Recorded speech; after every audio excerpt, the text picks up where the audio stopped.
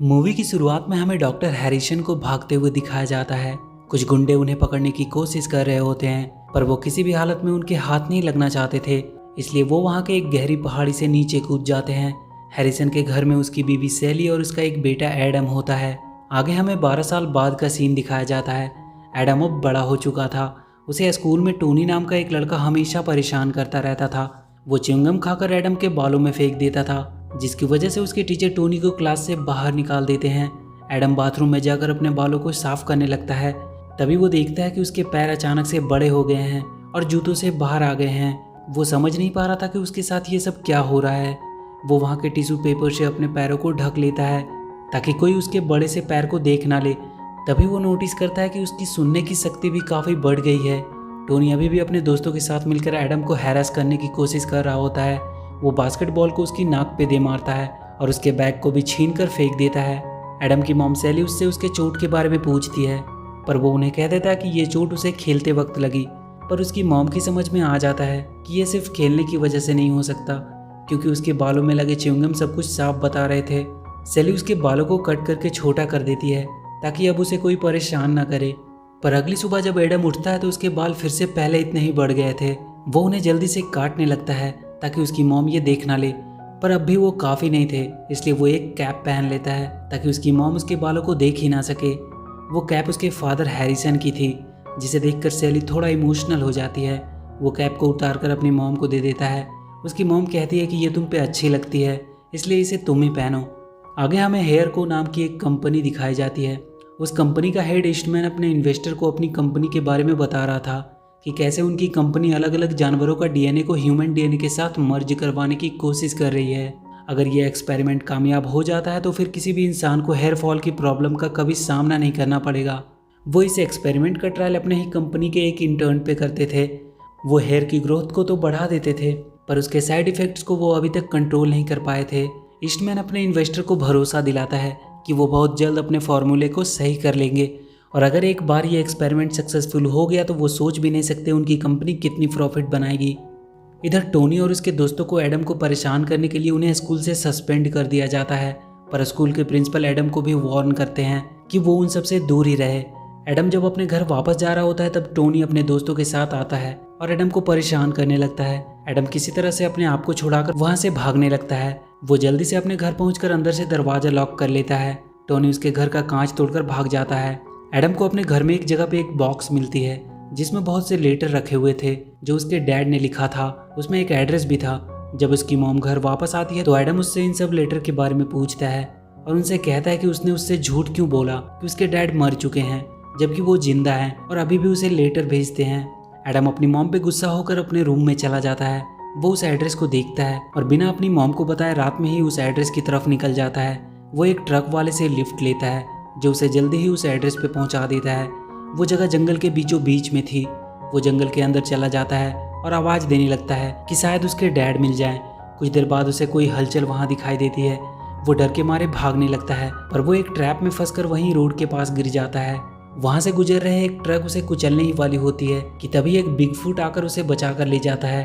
Truck के dash cam में ये सारा कुछ रिकॉर्ड हो जाता है। ट्रक का ड्राइवर फोन करके पुलिस को बता देता है कि उसने एक रियल बिगफुट को देखा है और उसका वीडियो भी उसके पास है। ये खबर न्यूज में भी आ जाती है और जैसे ही ईस्टमैन उस फोटो को देखता है वो समझ जाता है कि ये बिगफुट और कोई नहीं बल्कि डॉक्टर हैरिसन ही है।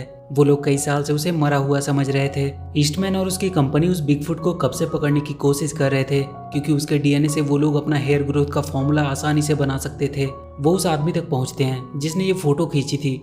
वो आदमी उन्हें उस जगह पे ले जाता है जहां उसने उस बिगफुट को देखा था। उन्हें वहां एडम का बैग मिलता है और उसके आदमी उसके घर पे पहुंचते हैं और उसकी तलाशी लेने लगते हैं। उन्हें वहां डॉक्टर हैरिसन का लेटर मिलता है। एडम की मॉम को जब पता चलता है कि एडम घर से गायब है तो वो भी हैरिसन के पास जाने के लिए निकल जाती है। इधर एडम की जब आंख खुलती है तो वो देखता है कि उसके सामने एक बिगफुट है। वो डर के मारे उससे भागने लगता है, पर वो बिगफुट उसे पकड़कर वापस ले आता है और उसे बताता है कि वो उसका डैड हैरिसन है। एडम भी देखता है कि वहाँ उसकी और उसकी मॉम की फोटो भी लगी है। एडम को अभी भी यकीन नहीं हो रहा था कि उसके डैड एक बिगफुट हैं। हैरिसन उसे बताता है कि उसे यहाँ छुपकर रहना पड़ रहा है क्योंकि एक फार्मास्यूटिकल कंपनी उस पर लैब टेस्ट करना चाह रही थी। इधर सैली जब उस जगह पर पहुंचती है तो वहाँ पहले से ही ईस्टमैन के आदमी मौजूद थे। वो सैली को पकड़ लेते हैं। हैरिसन एडम से उसके बॉडी में होने वाले चेंजेस के बारे में पूछता है। वो उससे कहता है कि क्या तुम्हारे भी हाथ और बैक पे बहुत बाल उगते हैं, क्योंकि जब वो उसकी उम्र का था तो उसके हाथ और बैक को हमेशा सेव करके रखना पड़ता था। एडम कहता है उसके हाथ और बैक पे बाल नहीं उगते, बस उसके सर के बाल थोड़ा जल्दी बढ़ते हैं और उसके पैर कभी कभी अचानक से बड़े हो जाते हैं। हैरिसन उसे ये भी बताता है कि ट्रैप में फंसने से उसका पैर डैमेज हो गया था, पर उसने उसके पैरों को हील कर दिया क्योंकि एक बिगफुट के पास हील करने की पावर्स होती है। एडम ये जानकर बहुत खुश होता है और उसे अब यकीन हो गया था कि वही उसके डैड हैं। हैरिसन एडम को पूरे जंगल की सैर करवाता है, पर थोड़ी देर बाद ही एडम के पैर बड़े हो जाते हैं और उसे बहुत सी आवाजें सुनाई देने लगती है। हैरिसन उसे गहरी सांस लेने को कहता है और उस आवाज पे फोकस करने को कहता है। एडम बहुत दूर की साउंड को भी क्लियरली सुन पा रहा था। हैरिसन उसे उसके बड़े पैरों का कमाल दिखाता है, वो उसकी मदद से बहुत तेजी के साथ दौड़ सकता था। वो एडम को अपने जंगल के कुछ दोस्तों से भी मिलवाता है, जिसमें एक वुड कटर, 2 रकून्स और एक बड़ा सा बियर भी होता है। वो एडम को उन जानवरों से बात करना भी सिखाता है। तभी हैरिसन के पास एक गिलहरी भागती हुई आती है और उसे बताती है कि जंगल में कुछ हंटर शिकार करने के लिए आए हुए हैं। वो सारे भागते हुए उन हंटर्स के पास पहुंचते हैं और सब मिलकर उन्हें डराकर वहां से भगा देते हैं। एडम ये सब देखकर काफी खुश था। एडम अपने डैड को वापस घर आने को कहता है, पर हैरिसन कहता है कि वो चाहकर भी वापस नहीं आ सकता।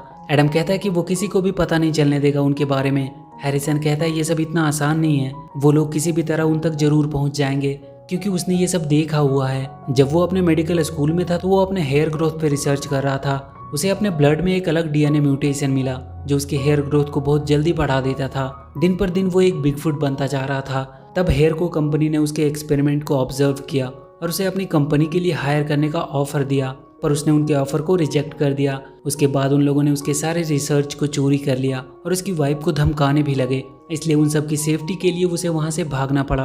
और अगर उन्हें पता चल गया कि वो अभी जिंदा है तो वो लोग उन्हें पकड़ने के लिए कुछ भी कर सकते हैं। वो दोनों रकून्स को जंगल के बाहर हेयर को कंपनी के लोग दिखाई देते हैं जिन्होंने सेली को पकड़ा होता है। ईस्टमैन अपने आदमियों से कह रहा था कि उन्हें हर हाल में बिगफुट को ढूंढ कर लाना होगा, चाहे इसके लिए पूरे जंगल को जलाना ही क्यों ना पड़े।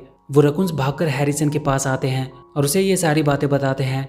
एडम कहता है कि वो सब कुछ ठीक कर देगा और वो जाकर अपने आप को उनके हवाले कर देता है। वो एडम को भी उसकी मॉम के पास ही बंद कर देते हैं, पर कुछ देर बाद ईस्टमैन एडम को अपने साथ ले जाता है। वो उससे पूछता है कि उसके फादर कहाँ हैं। एडम उसे कुछ भी बताने से बिल्कुल मना कर देता है। ईस्टमैन अपने आदमियों को जंगल में आग लगाने को कहता है और एडम को उसी कार में बंद करके उस आग में धकेल देता है।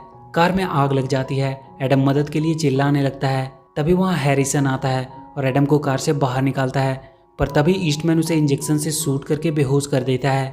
यही उसका प्लान था। वो लोग हैरिसन को वहां से लेकर चले जाते हैं। एडम बाकी सभी जानवरों के साथ अपने डैड को छुड़ाने का प्लान बनाता है। हैरिसन को हेयर को कंपनी के लैब में पकड़कर रखा होता है। वहां का साइंटिस्ट उस पर रिसर्च करने लगता है।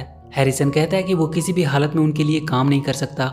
ईस्टमैन उसे उसकी फैमिली को नुकसान पहुंचाने की धमकी देता है और उसका साइंटिस्ट हैरिसन की मदद से अपना पहला एक्सपेरिमेंट ट्राई करता है और वो काफी ज्यादा सक्सेसफुल रहता है। ईस्टमैन काफी खुश हो जाता है, पर उसका साइंटिस्ट उससे कहता है कि अभी भी उसके डीएनए सीक्वेंस पे कुछ काम करना बाकी है। उसके होते ही उसका फॉर्मूला मार्केट के लिए रेडी हो जाएगा। ईस्टमैन उसे अपने काम को तेजी से करने को बोलकर वहां से चला जाता है। इधर एडम अपने जानवरों के साथ हेयर को में पहुंच चुका था। वो वहां के सारे गार्ड्स और वहां के कैमरे से छुपते हुए कंट्रोल रूम तक पहुंचते हैं और वहां से वो पता करते हैं कि उसके डैड कहाँ बंद है। वहां के लॉकर में एडम को एक फ्लेयर गन मिलती है जिसे वो अपने पास ही रख लेता है और वो सब हैरिसन के कमरे की तरफ बढ़ जाते हैं। वो बियर और उसके बाकी के जानवर वहां के सारे गार्ड से एडम का पीछा छुड़ा रहे थे, पर बहुत जल्द वो सारे जानवर एक एक करके पकड़े जाते हैं। पर एडम सबसे बचता हुआ हैरिसन के कमरे में पहुंचता है। वो उसे वहां से चलने को कहता है, पर हैरिसन उससे कहता है कि वो उसके साथ नहीं आ सकता क्योंकि इसके चलते वो और उसकी मॉम खतरे में आ सकते हैं। ईस्टमैन भी तब तक वहां आ जाता है और उसके आदमी एडम को पकड़कर वहां से बाहर लेकर चले जाते हैं। पर एडम इतनी जल्दी हार मानने वालों में से नहीं था। वो वहां का फायर अलार्म ऑन करके वहां से भाग जाता है, जिसकी वजह से पूरी कंपनी में भगदड़ मच जाती है। ईस्टमैन के गार्ड उसे ही उठाकर वहां से भागने लगते हैं। एडम जाकर अपने सारे जानवरों को छुड़ाता है और वापस से हैरिसन के पास जाता है और उससे कहता है कि अगर वो उसके साथ नहीं आएगा तो वो उन्हें बता देगा कि वो भी एक बिगफुट है और उनके एक्सपेरिमेंट में वो ज्यादा यूजफुल होगा। हैरिसन को वहां से जाने के लिए मानना पड़ता है। हैरिसन वहां से निकलने से पहले उस पूरी कंपनी को डिस्ट्रॉय कर देना चाहता था ताकि वो लोग इसके बाद ये एक्सपेरिमेंट कभी कर ही ना पाए। वो दोनों वहां के गैस टैंक को तोड़कर बाहर निकल आते हैं, पर ईस्टमैन अपने आदमियों के साथ उन्हें घेर लेता है। वो उसकी वाइफ को भी पकड़कर वहां ले आए थे। वो हैरिसन को शूट कर देता है और उससे कहता है कि उसे पता चल चुका है कि उसका बेटा भी एक बिगफुट है, इसलिए उसे अब उसकी कोई जरूरत नहीं है और वो उसे वहां से नीचे फेंक देता है। एडम अपने जेब से वो फ्लेयर गन निकालता है और हेयर को की तरफ फायर करता है। जिसकी वजह से पूरे कंपनी में आग लग जाती है और वहाँ एक बहुत बड़ा धमाका होता है और पूरी हेयर को कंपनी बर्बाद हो जाती है। एडम भागता हुआ अपने डैड के पास पहुँचता है और वो अपने हीलिंग पावर से उसे हील करने लगता है और उसके हीलिंग टच से हैरिसन को फिर से होश आ जाता है। वो एडम को गले लगा लेता है, पर तभी ईस्टमैन फिर से अपनी गन लेकर वहाँ आता है, पर इस बार सेली उसे शूट करके बेहोश कर देती है। वहाँ उन्हें यह भी पता चलता है कि ईस्टमैन एक गंजा आदमी था, इसलिए शायद वो बालों को लेकर इतना ऑब्सेस्ड था। ईस्टमैन को जेल हो जाती है और हैरिसन अपने सारे जानवरों के साथ एडम के साथ ही रहने लगता है। एडम उस बियर की मदद से उस टोनी और उसके दोस्तों को भी अच्छी तरह से सबक सिखाता है और इसी के साथ ये मूवी यहीं खत्म हो जाती है। तो वीडियो अगर अच्छी लगी हो तो please do like and share the video and please subscribe to my channel and press that bell icon.